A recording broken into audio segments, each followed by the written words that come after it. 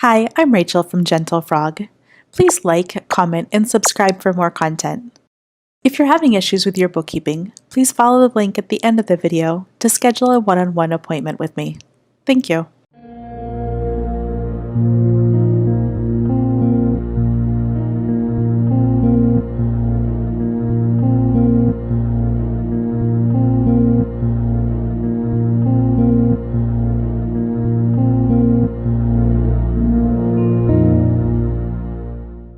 Okay, so then we'll talk about like the ones that say add.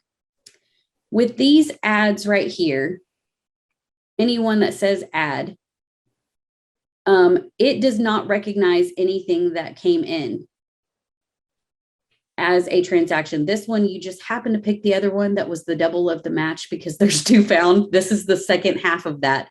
So now it's saying, oh, wait, you matched one of those 75 ones, but here's the second one. What do I do with this?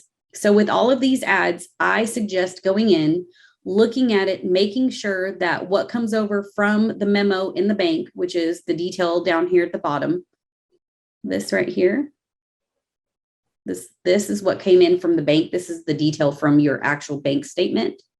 So what I would do is make sure that this really is this right here. Okay.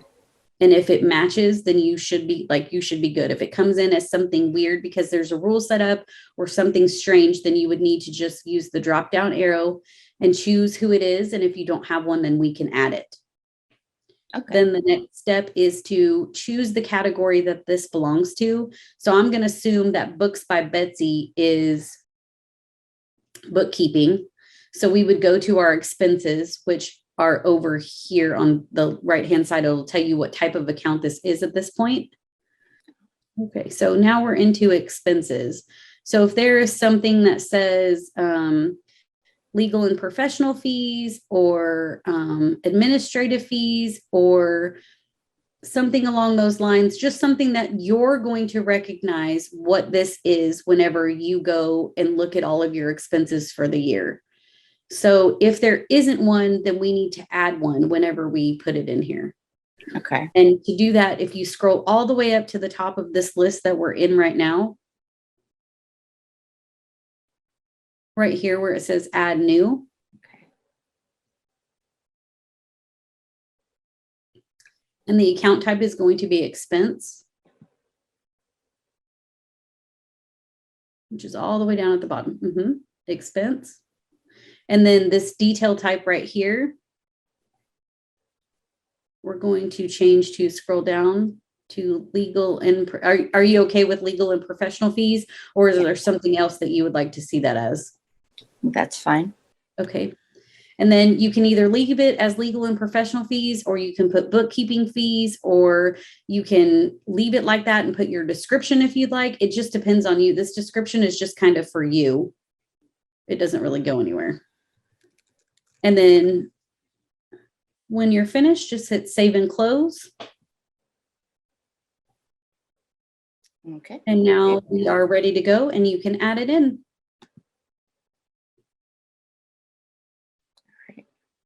Okay, so now what we're going to do to look at this is we're going to go over here to accounting. So we can see what we just did, and then go to chart of accounts. And I probably take the back way. And then click on see chart of accounts. Yes. And then what we're going to do is we're going to view this register right here for this checking account.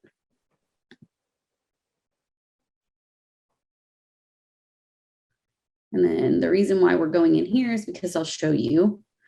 So right here, you'll notice this is how you know if you have connected something from your bank feed. You'll see this little C, which means connected, and the little two green boxes. It means that it came directly from the bank feed. This transaction right here does not have one of those.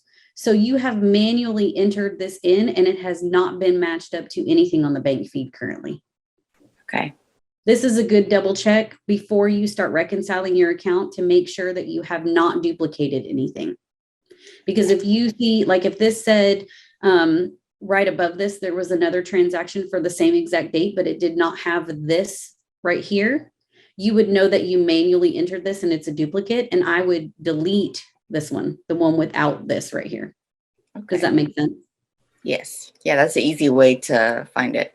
Yep. So, and then what I do so to kind of get out of not duplicating efforts, I will usually have either another window up. I work with two screens.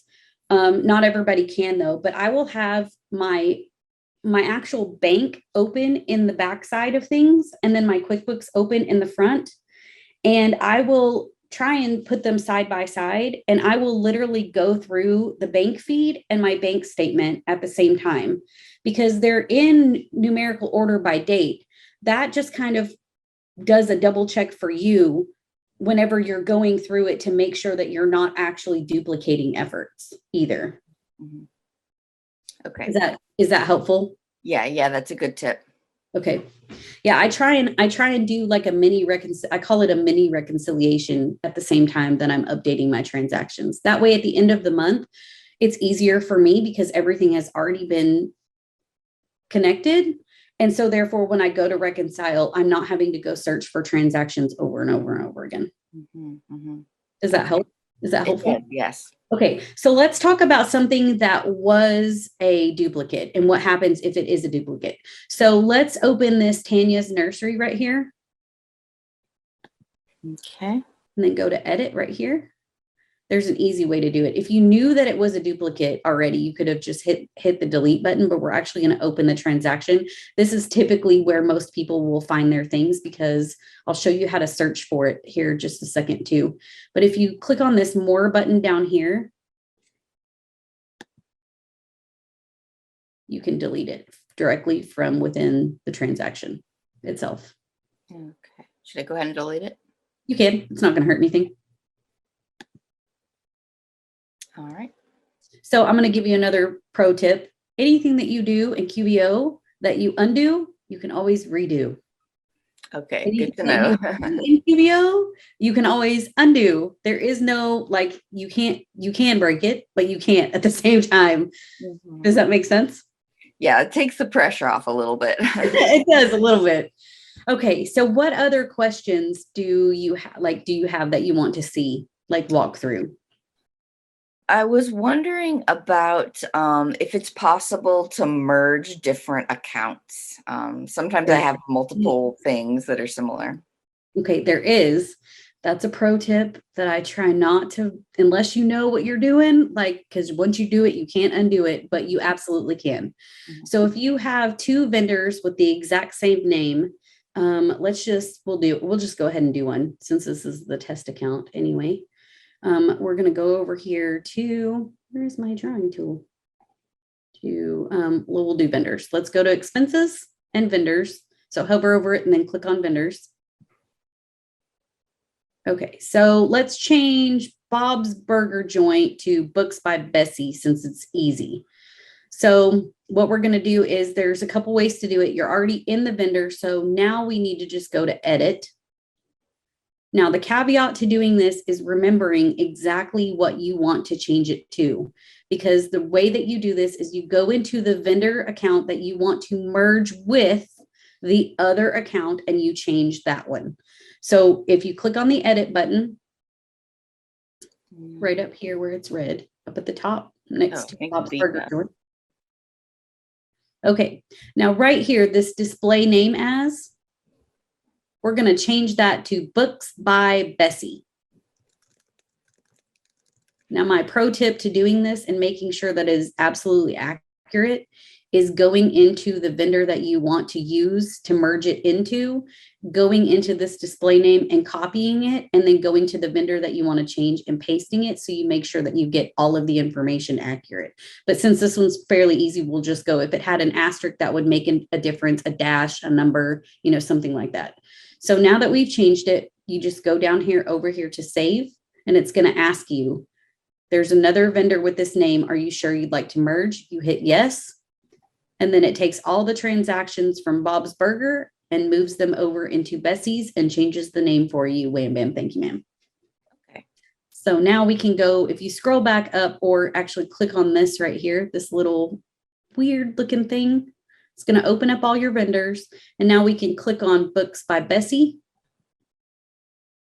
and we can see all of the transactions that got moved.